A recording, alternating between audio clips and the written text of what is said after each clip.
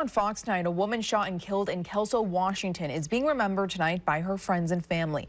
They say even 4 years after her death, they're still fighting for justice for the victim's young daughter. Fox 12's Julia Lopez is live from where it all happened. So, Julia, what can you tell us? Well, it was in this AM/PM parking lot that 31-year-old Brittany Tooney was shot and killed 4 years ago today. I spoke with her father earlier, who told me that his family is still fighting for justice, not just for their family, but for all victims of domestic violence. Brittany Tooney was mother to a 7-year-old daughter when she lost her life too soon in what police call a murder-suicide one night in May 2020. The thing that everybody remembers the most is when she became a mother. That's when she blossomed into the woman that we always knew she'd be. 4 years later, her father, Joseph Tooney, is fighting for custody of his granddaughter. Police believe Brittany was killed by her daughter's paternal grandfather, who had been charged with child molestation months earlier. Police say he killed himself after killing Brittany.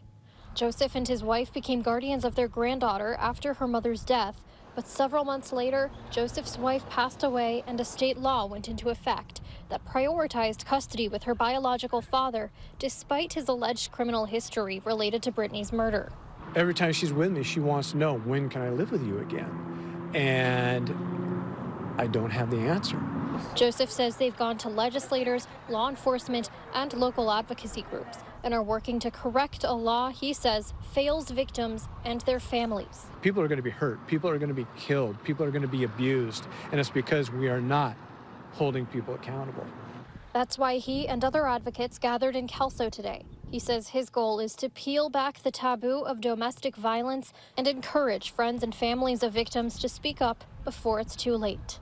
This is just one of those subjects that until you go through it yourself, we're all very naive of what's going on in the world around us. For me, while I knew my daughter was definitely a victim of domestic violence prior to her murder, is even I somewhat did a blind eye because she hid it so well. We got to get over that, because love, understanding, and support is what people need.